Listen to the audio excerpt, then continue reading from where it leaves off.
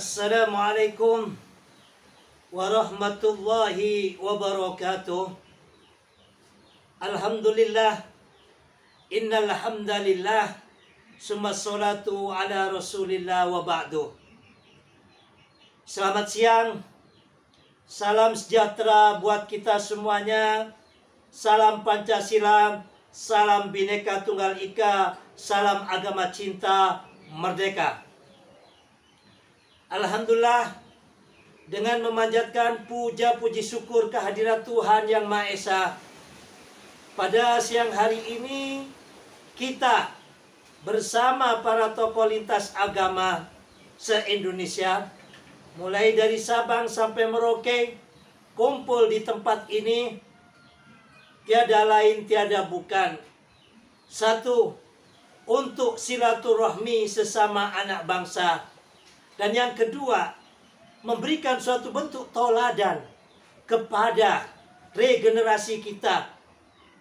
Inilah Bhinneka Tunggal Ika kita, meskipun kita berbeda agama, berbeda tempat, berbeda bahasa, berbeda suku. Moderator sekarang ada di pucukan timur sana, di Ambon.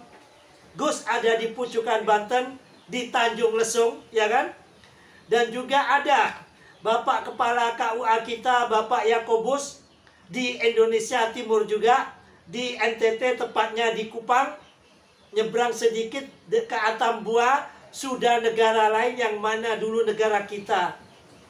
Semua di sini kita dapat berkumpul dan bersatu berkat anugerah Tuhan Yang Maha Esa yang telah memberikan suatu bentuk hikmah kepada founding father kita.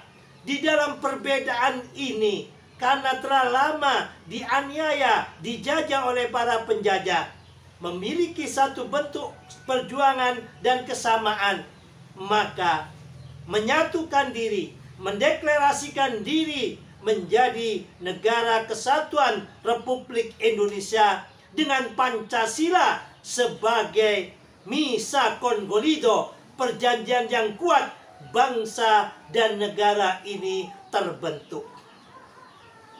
Disinilah pentingnya kita, terlebih-lebih para tokoh agama, agar mengerti wawasan kebangsaan, agar mengerti ataupun memoderasi di dalam pola pandang, ataupun yang populer disebut moderasi beragama ini. Sehingga dengan agama yang kita miliki, kita cinta terhadap agama kita, mencintai Tuhan kita dengan mencintai tanah air kita. Kita mencintai Nabi ataupun Rasul kita, sehingga kami orang-orang NU senantiasa menandungkan salawat Nabi setiap Kamis malam Jumat, tetapi juga mencintai merah putih kita. Inilah yang diharapkan oleh para pendiri bangsa ini, yang sangat populer disampaikan oleh Bung Karno. Jadilah orang Islam, tetapi tidak menjadi orang Arab, tetap dengan keindonesiaannya. Jadilah kalian orang Hindu, tetapi tidak menjadi orang India. Jadilah kalian orang Katolik, tetapi tidak harus menjadi orang Vatikan ataupun orang Roma. Agamanya saja yang cukup kita ambil sebagai keyakinan kita. Tetapi bagaimana nilai-nilai luhur yang mana Indonesia ini merupakan di antara negara-negara yang dulunya maju, yang sudah punya peradaban, di samping Cina dan juga daerah-daerah yang lain, itu terbukti dengan kemegahan yang ada pada Candi Borobudur kita, yang mana udah ratusan tahun yang lalu itu sudah berdiri kokoh. Berarti bangsa kita adalah bangsa yang sudah berbudaya dan beradab. Para bapak-bapak, ibu-ibu, khususnya para narasumber sekalian yang kami hormati dan kami cinta sayangi, saat ini terus terang kami sebagai tokoh agama yang aktif di kebangsaan. Begitu mendengar apa yang disampaikan oleh BIN Badan Intelijen Negara, dalam hal ini yang disampaikan oleh Deputi 4, yaitu Pak Wawan, hasil temuan daripada BNPT bahwasannya 80-85% generasi kita atau generasi milenial ini rawan terpapar radikalisme. Woi, ini bukan disampaikan oleh saudara saya alumni daripada GMNI atau alias apa? Aktivis. Tetapi yang menyampaikan ini adalah badan resmi negara, yaitu BNPT dan BIN. Kalau sekarang 85% generasi milenial kita rawan terpapar dengan adanya radikalisme, apa yang kita wariskan setelah kita tiada nanti untuk anak cucu kita? Apakah akan hancur seperti Timur Tengah, Syria dulu yang begitu elok sekarang berantakan, Libya dulu yang mana sampai membantu negara-negara Islam yang lainnya termasuk Indonesia, memberikan beasiswa dan sebagainya, sekarang hancur berantakan. Semuanya itu terjadi karena apa? Karena hoax, karena ujaran kebencian, karena agama dipakai oleh kepentingan nafsu syahwat para penguasa-penguasa yang ada, ataupun musuh-musuh negara menggunakan agama para mayoritas ini dengan topeng dan bahasa agama untuk menghantam bangsa dan negara tersebut. Maka di agama cinta ini, Pancasila kita di samping yang utama adalah ketuhanan yang Maha Esa, intisarinya sebagaimana kata Bung Karno adalah gotong royong, adalah kebersamaan. Permasalahan yang ada pada bangsa ini janganlah diembankan ataupun dipersalahkan kepada satu kelompok ataupun golongan saja. Indonesia adalah rumah besar kita bersama. Di dalam rumah besar ini ada kamar yang anaknya banyak, yaitu kamar umat Islam. Ada anak bungsunya, yaitu umat Konghucu. Ada Kristen, ada Katolik, ada Hindu, ada Buddha. Semuanya ini dalam naungan rumah besar Indonesia. Kalau di salah satu kamar ini ada tikus ataupun kecoa, jangan yang kelima kamar ini memarahi dari satu kamar, atau juga sebaliknya. Maka apabila ini terjadi, rumah besar Indonesia ini tidak akan pernah ada kedamaian. Baik buruknya pada bangsa ini, kita harus pertegas bahwa right or wrong, I am Indonesia. Generasi kita harus berani berucap semacam itu. Bukan apabila ada satu masalah sedikit dihantam oleh kelompok yang lainnya, sehingga pasca pilpres yang ada dulu kampret sama cebong berubah menjadi kadrun. Dan saat ini baru setahun 2 tahun pilpres, sudah mau pilpres lagi, sudah pada banyak kampanye. Kalau anak bangsa ini terpecah belah dengan kebencian, maka mudah sekali setan-setan ini masuk pada anak bangsa ini, sehingga datang kelompok yang berkepentingan dengan sedikit dana, dengan sedikit provokasi, yang sana benci, yang sini benci, maka mudah sekali terjadi apa yang disebut konflik sesama anak bangsa ini. Maka melalui agama cinta ini, kami ajak semuanya, bagaimana kita hilangkan kebencian ini. Politik hanya sesaat. Bangsa dan negara ini jauh lebih mahal daripada segalanya. Kita dulu gontok-gontokan mobil Gus sampai dipecah oleh kelompok sebelah karena ada gambar sajojonya saat diserang. Saksinya itu Mas Nurul. Saat dipakai ngantar anak-anak waktu pembukaan tempat sekretariat Sajojo di Banten diserang oleh temannya Nurul, ngantar anak-anak ini di UIN Serang sana. Pulangnya dipecahin. Sampai segitunya. Nah, setelah Pilpres, para elit ini Prabowo jadi menteri. Betul nggak? Terus calon wakil presidennya siapa? Sandi jadi menteri juga. Kita anak bangsa hanya gara-gara Pilpres ini terpecah belah. Keterpecah belahan ini apabila tidak ada para tokoh-tokoh agama yang menjadi oase, yang senantiasa mengkampanyekan tentang cinta, tentang kasih, tentang perdamaian, maka mudah sekali terjadi konflik sesama anak bangsa ini. Terlebih-lebih saat ini, dengan kecanggihan teknologi, dulu zaman Gus punya mesin ketik itu sudah luar biasa. Keluar kuliah tahun 92-93 itu ya punya IBM sudah jagoan, anaknya orang kaya, hebat kan gitu. Kalau sekarang mesin ketik jadi barang rongsokan. Dari 3G ke 4G, ini sudah mau 5G.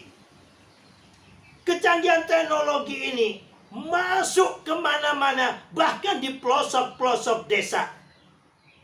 Sementara anak-anak bangsa ini karena permainan para elit yang senantiasa memelihara agar ada suatu bentuk ghirah, kecemburuan kepada pemilihnya, sehingga terlahir kelompok yang nasionalis, yang satu kelompok kadrun.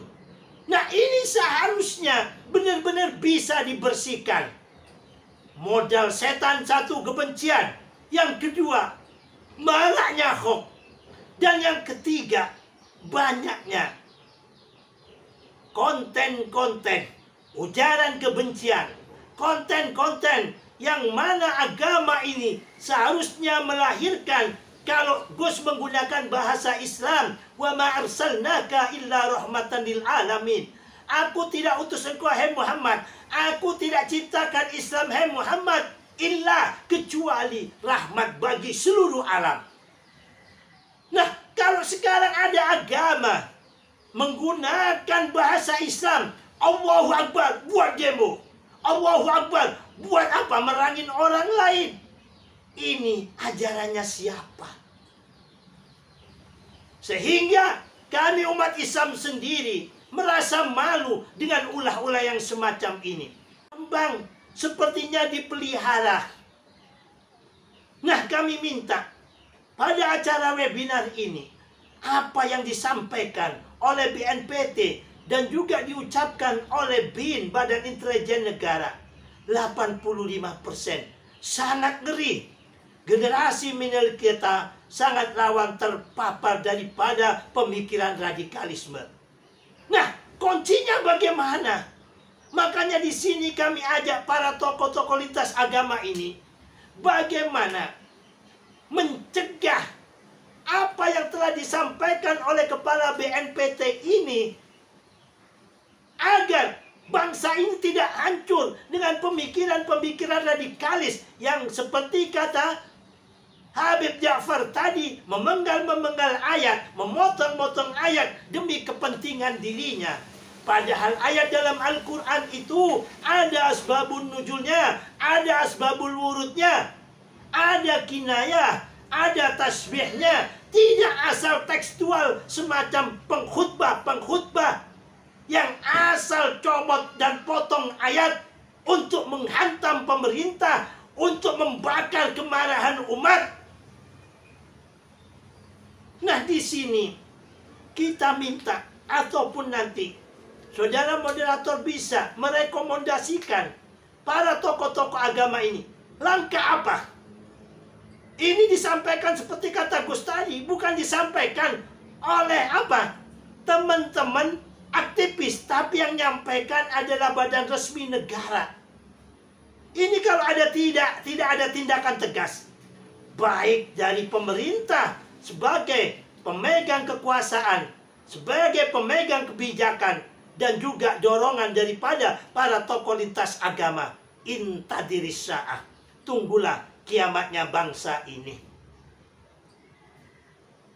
Melalui webinar Agama Cinta pada edisi ke-39 ini, kami mengajak semua para pemirsa untuk mendengarkan dari awal sampai akhir apa yang disampaikan oleh para narasumber yang ahli di dalam bidangnya, dan juga seruan, himbauan, tausiah ataupun nasihat daripada para tokoh-tokoh lintas agama ini, yang mana intinya kita minta kepada pihak aparat penegak hukum khususnya yang saat ini dipimpin oleh Kapolri baru kita, meskipun non-muslim, sangat luar biasa, sangat memiliki nilai toleransi yang tinggi, merasa dirinya minoritas, mendatangi para ulama-ulama hebat.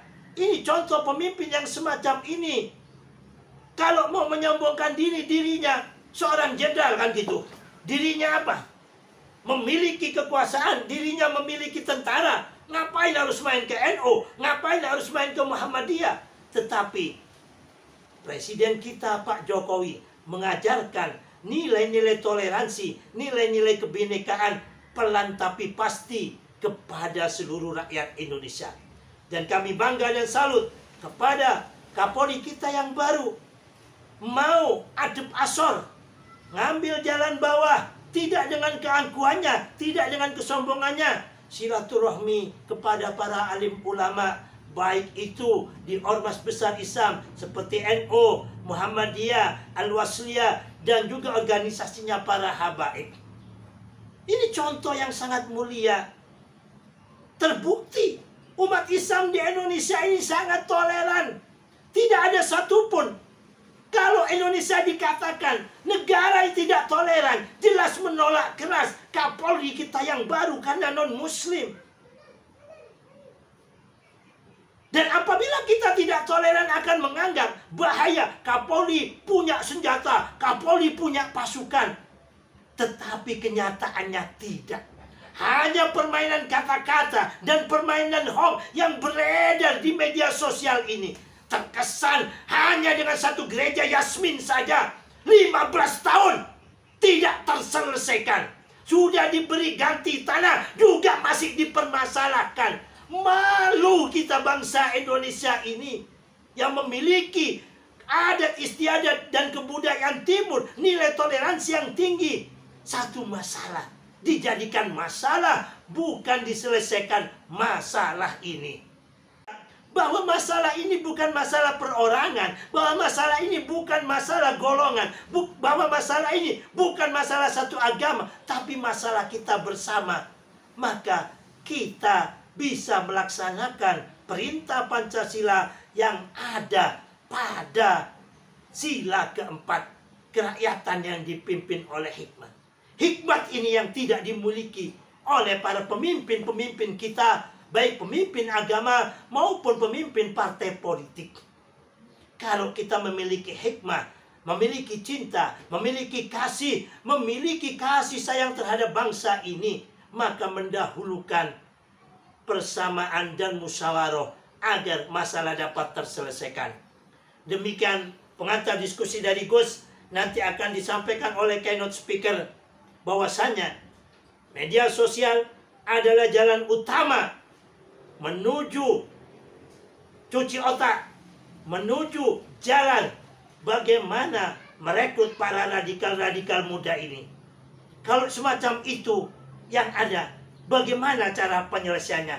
Mari kita dengarkan keynote speaker kita, dan juga nanti diperkuat oleh para tokoh lintas agama yang datang hadir di sela-sela kesibukannya di agama cinta ini. Tidak ada yang dibayar di agama cinta ini. Bahkan sering narasumber, saya mintain sumbangan. Ada yang nyumbang 50, ada yang nyumbang 100. Malu sebenarnya Gus ini, ya. Malu. Tetapi untuk NKRI, untuk Pancasila, Gus tidak malu. Demi Indonesia. Nunggu Gus jadi pejabat Menteri Agama yang lebih junior, umurnya lebih muda dari Gus, yang dipanggil duluan kan gitu. Itu kan takdir Allah. Kakaknya saja yang lebih alim tidak dipanggil waktu itu. Gus anggap, Gus kira kakaknya, ternyata adiknya. Bahwasanya pangkat kedudukan itu milik Tuhan. Jangan nunggu jadi pejabat berbuat untuk bangsa dan negara ini. Jika sekiranya Gus punya jabatan, mungkin tidak ngajak sawalan gotong royong. Karena Gus gak punya jabatan, hanya punya kemauan, keinginan agar bangsa kita ini adem ayem. Begitu juga anak cucu kita diwarisi nilai-nilai cinta kasih. Tidak ada kampret, tidak ada kacron, tidak ada Arabisme, tidak ada Cinaisme. Semuanya, siapapun yang lahir di Indonesia ini adalah merah putih. Yang hitam kayak Ambon saudara saya ini, ya, itu adalah Indonesia, ya. Mudah-mudahan sebentar lagi S2 Gus akan segera lulus. Gus yang coklat begini, ada teman kita yang Konghucu kuning, itu mbahnya yang dari Cina. Anda lahir, Anda makan semuanya di sini. Semuanya adalah Indonesia. Begitu juga yang Arab seperti Habib Ja'far ini, ya. Ini kebanyakan makan jagung sama makanan orang Jawa. Arabnya banyak hilang, ya. Tinggal banyak Jawanya ini, tinggal hidungnya saja Habib Ja'far ini, ya. Mari, salam agama cinta, kita dengarkan para narasumber kita yang luar biasa ini dari awal hingga akhir. Jangan pernah lelah mencintai Indonesia yang luar biasa ini. Terima kasih, salam hormat dan bangga kami kepada para founding father kita, khususnya kepada Bapak Soekarno, ya, yang mana besok beliau itu adalah hari meninggalnya Bung Karno. Maka sebelum saya tutup ini, ayo yang Islam berdoa bersama Gus, kita doakan Bung Karno. Hari ini kalau orang Islam itu maghrib sudah pindah hari, ya. Tanggal 21 Juni lahir Sang Fajar, meninggal Bapak Sang Fajar, Bapak proklamator bangsa.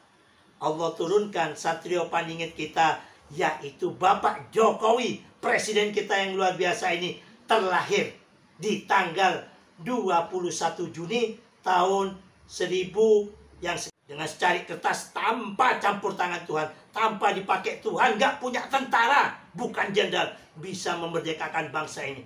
Bangga kami kepadamu, wahai Bapak bangsa, wahai Bapak proklamator.